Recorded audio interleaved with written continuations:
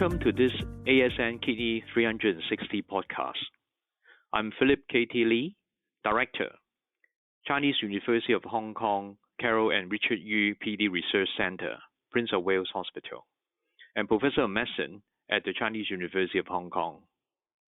Today, I will discuss our review entitled Foreign Perspective on Achieving a Successful Peritoneal Dialysis-First program, published in Kidney 360 this July. Professor Lee, can you please describe the PD First policy in Hong Kong? Thank you.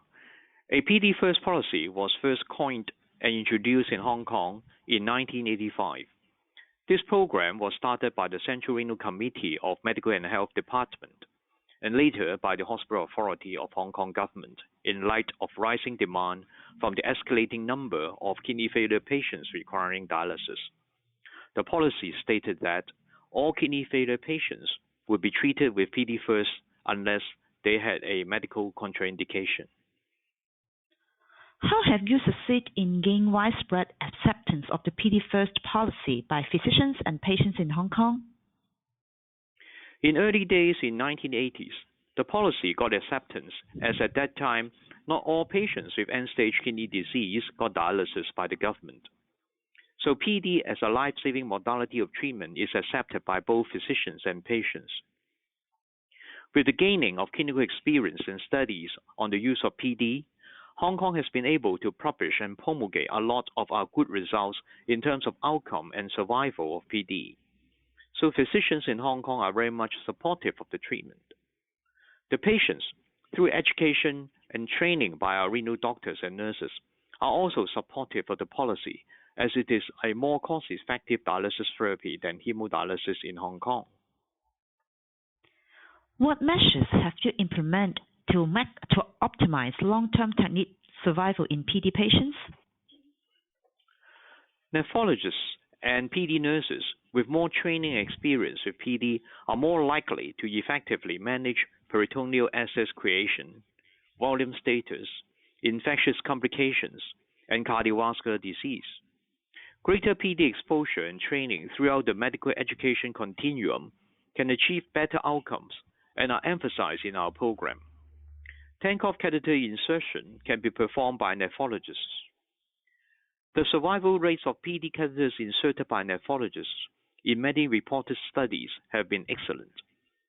Timely and effective catheter insertion avoids unduly long waiting times and helps provide dialysis to patients who need semi-urgent PD initiation.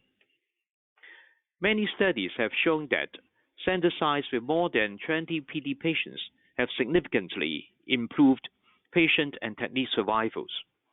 Hong Kong centers commonly have over 200 and 300 patients per center.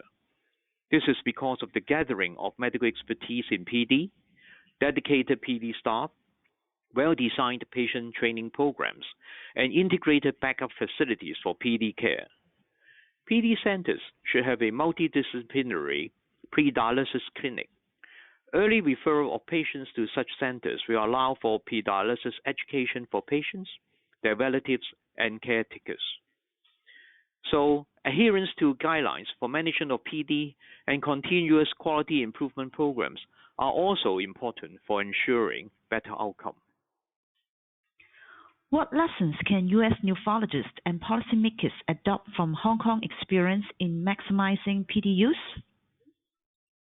I think the lessons learned include liberalization of patient selection for PD to help guide clinical decision-making and modality choice, training and education of kidney health professionals to develop greater expertise and confidence in prioritization of home therapy, including PD, with a greater emphasis on PD during nephrology training and for practicing nephrologists. A component of this program and training could include the insertion of PD catheters by a large number of nephrologists. Involving nephrologists earlier in the care of people with kidney diseases will also facilitate a more educated choice of dialysis modality selection. Infrastructure for PD needs to be expanded, either in specialized home dialysis centers or more broadly in a greater number of dialysis facilities. So, Professor Lee, can you make some conclusions for your paper? I think what I can conclude is that a large variation in dialysis treatment modality for kidney failure patients exists across the world. Countries and regions such as Hong Kong have successfully implemented a PD-first approach to dialysis. I hope our experience in Hong Kong can help inform change in the United States as kidney health professionals and dialysis facilities prioritize home dialysis to achieve the goals outlined in Advancing American Kidney Health. So thank you very much for joining us for this Kidney 360 podcast.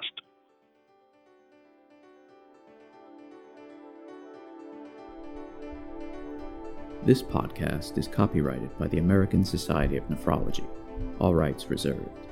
All content in this podcast is for informational purposes only and is not intended to be medical advice. This podcast should not be used in a medical emergency or for the diagnosis or treatment of any medical condition.